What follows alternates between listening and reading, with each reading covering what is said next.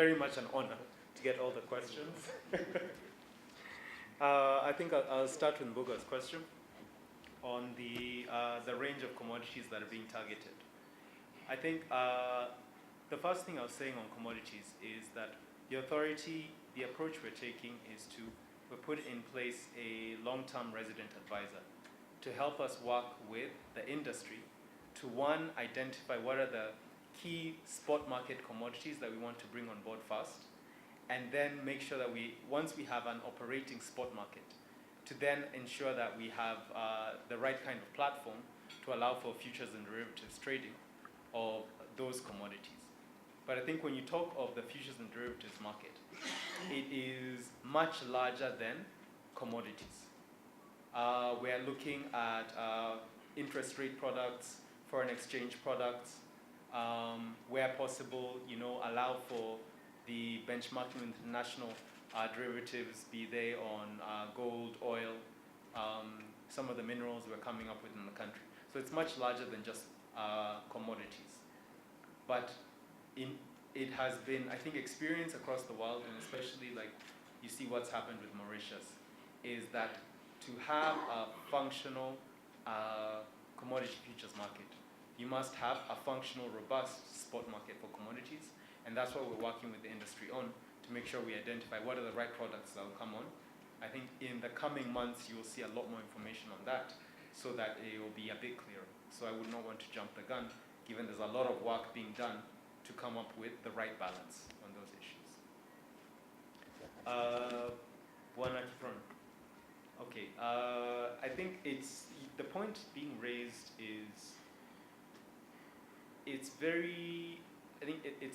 a point of interest across the world that as corporate governance, regulation of corporate governance is becoming increasingly tight, and sanction regimes on corporate governance are becoming more punitive, the question as to who should be carrying the heaviest burden when that penalty is being imposed becomes very important. Now, at the core of the corporate governance reform that's going on, there's still significant focus on the critical role of the directors to set the tone, set the risk management in the company, set the governance operations, ensure adequate internal controls, and then in delegating the proper implementation and execution of those functions to management to provide effective oversight. So it is, as it stands, there's going to continue to be significant attention being imposed on the directors to execute those functions. And within that, you are likely to also see, professional directors also being a lot more conscious in the directorship positions they take up. Given the level of liability you're likely to carry, you need to make sure you're able to allocate sufficient time and energy to be able to fully understand the risks in whatever company you're providing leadership to, and allocate sufficient time to also the supervision of management to make sure they're executing the functions effectively. I think when you look at even the ongoing initiatives of the authority, together with the exchange and ISPAC on financial reporting and the FIRE awards process, sustainability, sustainable accounting, the perspective is getting wider and wider and wider. And I think ultimately the challenge to directors is getting higher and higher. So the outlook is still, I think, is only getting more stringent for directors, and we'll call them to be much more careful and allocate sufficient time in the execution of those functions. With respect to the point on Charles, okay, I think there is. To be fair, I'm not very clear on the question you're raising. Whether you're dealing with the accounting treatment of bonds, or maybe if you can clarify that. But let me answer Bonawashira's question, then we can come back to you, so I make sure I answer the right question on what you're raising. Now, with the queries as to the balance between regulation and growth. I think this is an eternal balancing act. And that's why I think both myself and Wanagadenji were raising points about the increasing role of the importance of self-regulation in order to make sure that balance is well managed.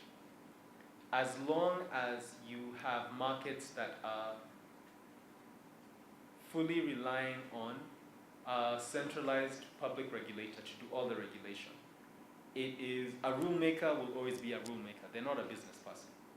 And until the business people take up a critical role in self-regulation, setting standards for their own, and sanctioning their own, you will find that ultimately the regulator will have to take a much stronger hand because you are taking preventative measures. But it's the industry which is actually in a position to make sure that as any sector is growing, they're putting in place sufficient checks and balances on their own capacity to make profit in the interest of sustainability.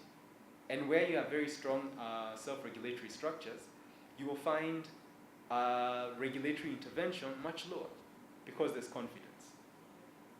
But when you look at the, to a point, the regulatory mandates are set by parliament, are set by government, and those are reactionary institutions. They see a problem and they ask you, where were you and what are you doing about it?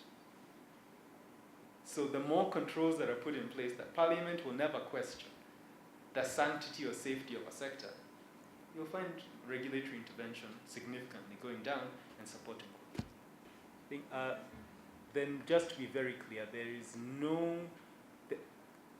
no discrepancy at all between accounting treatment of debt instruments between the authority and the central bank.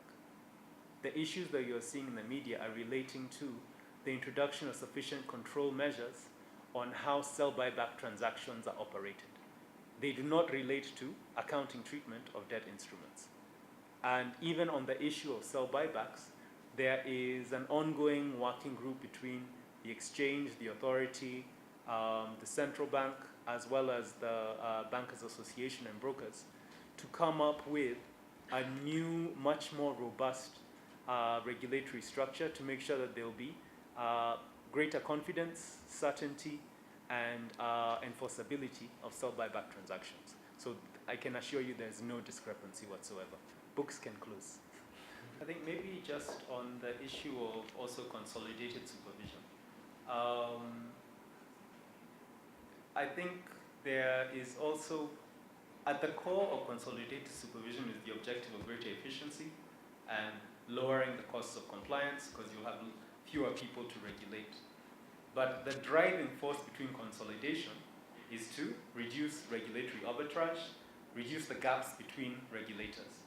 So ultimately, if you have an FSA, you'll find yourself under much tighter supervision than you would with separate regulators, but hopefully at a lower cost.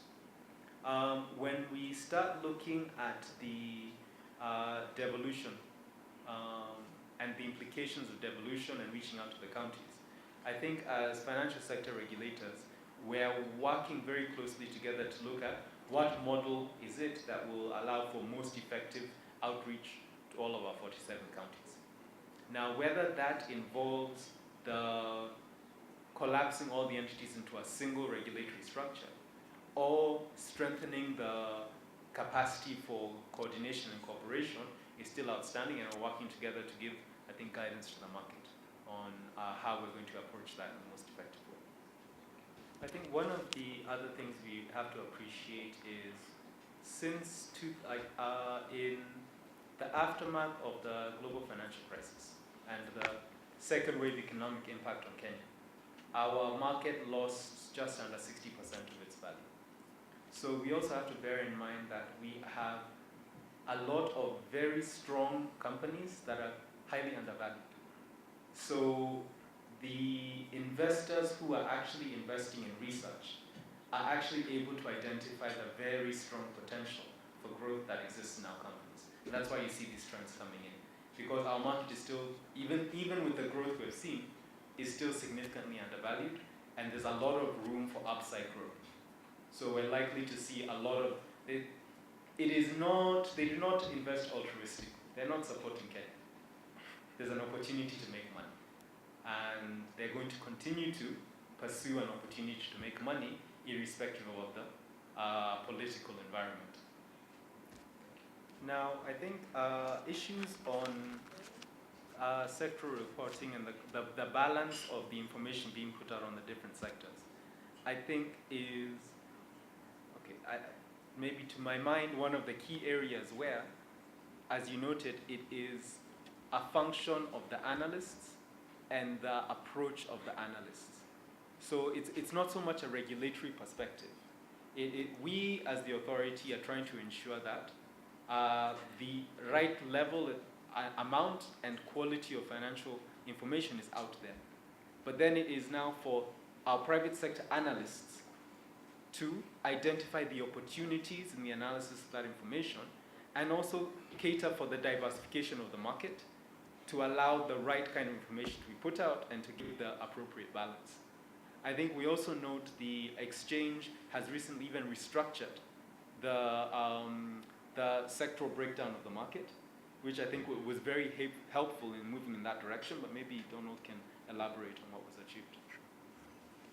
I would like to say that the issue of a financial analyst giving out more information is a function of the market. As more of their clients demand that information, then the analysts will start providing more and more of it.